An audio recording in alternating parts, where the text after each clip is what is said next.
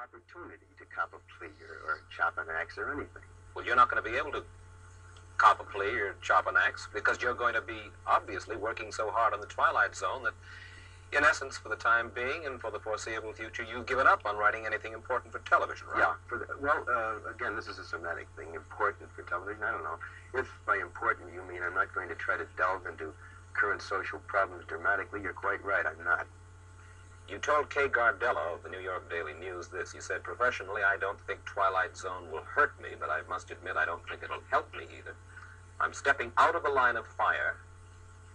You've had it as far as trying to beat your brains out. Would you just read me the first two lines, Mike?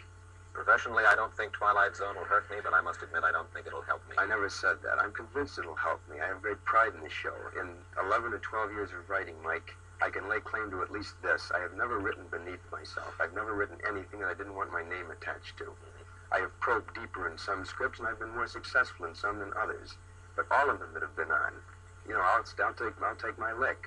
They're mine, and that's the way I wanted them.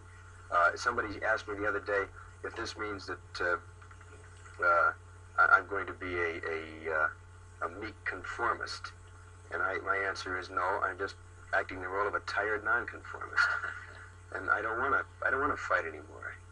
I don't want to have to battle sponsors and agencies. I don't want to have to push for something that I want and have to settle for second best.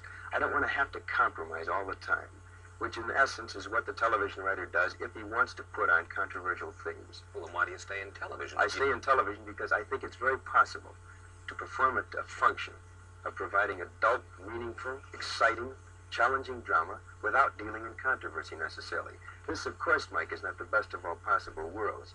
I am not suggesting that this is at the absolute millennium. I think it's criminal that we're not permitted to make dramatic note of social evils as they exist, of controversial themes as they are inherent in our society. I think it's ridiculous that drama, which by its very nature should make a comment on those things that affect our daily lives, is in a position, at least in terms of television drama, of not being able to take this stand. But these are the facts of life. This is the way it exists. And they can't look to me or Shaefsky or Rose or Gore Vidal or J.P. Miller or any of these guys as the precipitators of the big change. It's not for us to do it. Of course, Shaefsky got out of television. Yeah, he did. And I can't knock that. I think this takes a relative degree of guts to leave a medium that's made you as sociable, as a kind of a household name. Patty was the first guy to kind of lend stature to the television writer. Prior to Patty Shaefsky, most of us were considered to be two-headed hacks who worked around the clock and used boy-girl situations in any one of 5,000 different routine matters. But Patty gave us a stature, and I respect Patty's decision to leave. He felt that he wasn't satisfied with doing things half-best. Do you think you could make it outside of television? Me? Yeah. I'm not sure I could. And I suppose this is an admission of a kind of weakness, or at least a sense of insecurity on my part. I've never had a Broadway play produced. What few motion pictures I've written have been somewhat less than spectacular. And I suppose I stay in the medium partly as an admission of I want to stay in the womb. This is the medium I understand. These are the tools and techniques that I've been versed in for many years. Maybe I don't want to, get stuck up on the board and get shot at with darts in a Broadway play when I'm not sure I'm prepared for it.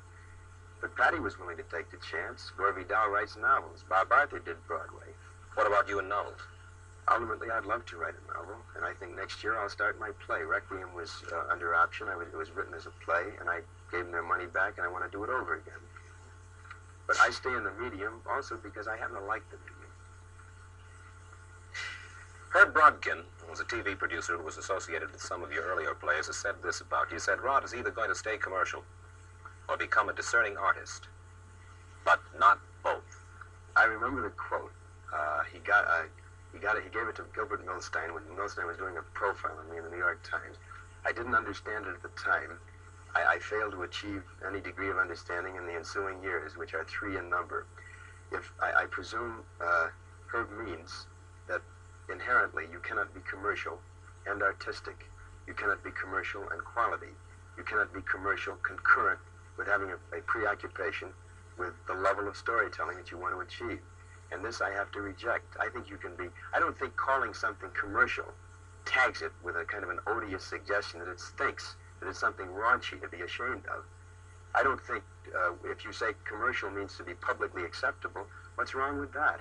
As long, the essence of my argument, Mike, is that as long as you are not ashamed of anything you write, if you're a writer, as long as you're not ashamed of anything you perform if you're an actor, and I'm not ashamed of doing a television series. I could have done probably 30 or 40 film series over the past 5 years. I presume at least I've turned down that many, with great guarantees of cash, with great guarantees of financial security, but I've turned them down because I didn't like them. I did not think they were quality, and God knows they were commercial.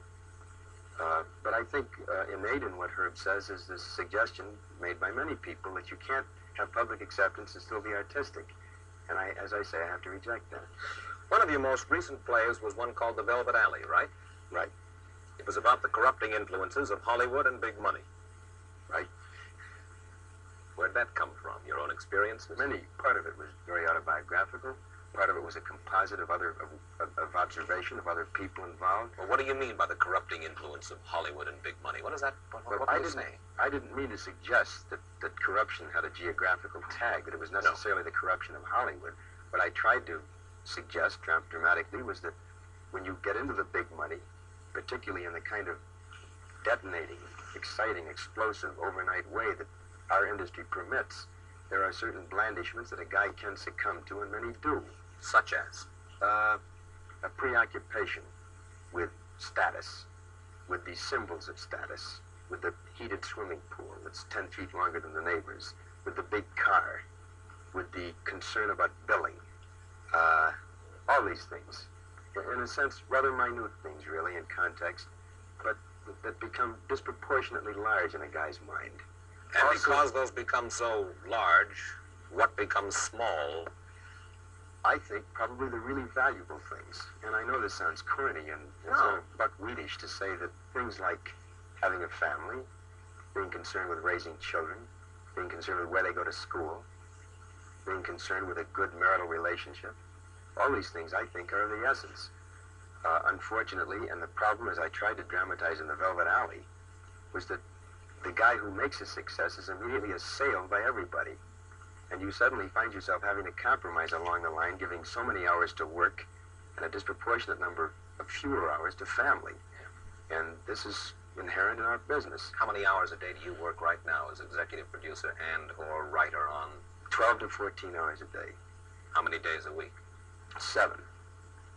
And I don't mean, now seriously, I'm not asking for figures here, but obviously, the Twilight Zone is your own creation. You're doing it for money. I think that our audience would be fascinated to know. And again, I don't want to get too specific, but how rich can a fella get under these circumstances? Well, if the show is successful, he can get tremendously rich. He can make $500,000, I suppose. $500,000 of what? A year? Over a period of 3 or 4 years, I suppose, yeah. But, Mike, I'm not, again, this sounds defensive and it probably sounds phony, but I'm not nearly as concerned with the money to be made on this show as I am with the quality of it, and I can prove that. I have a contract with Metro-Goldwyn-Mayer which guarantees me something in the neighborhood of $250,000 over a period of 3 years. This is a contract I'm trying to break and get out of, so I can devote time to a series which is very iffy, which is a very problematical thing. It's only guaranteed 26 weeks, and if it only goes 26 weeks and stops, I'll have lost a great deal of money. But I would rather take the chance and do something I like, something I'm familiar with, something that has a built-in challenge to it. It's even possible, though, that if it is a success, you can make well over the $2 million that you suggested. Right. 4 years, $500,000 apiece. Quite right, but I happen to feel after a year and a half of working 12 to 14 hours a day, it's worth it. And I think I rate it. I think anybody does who works that hard and can create an idea and can make a show go. 30 seconds. Is television good?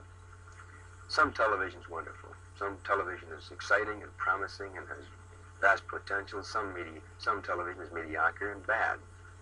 But I think it has promise, Mike. I think this can conceivably be a real art form. And I stick with it for the reasons I said, and because I think it can only improve, and can improve tremendously, and I think aims toward that.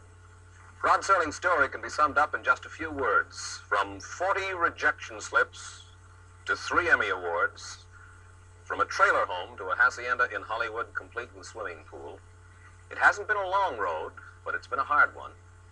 And the last couple of miles have been paved with gold. We thank Rod Serling for adding his portrait to our gallery. One of the people other people are interested in. Mike Wallace, that's it for now.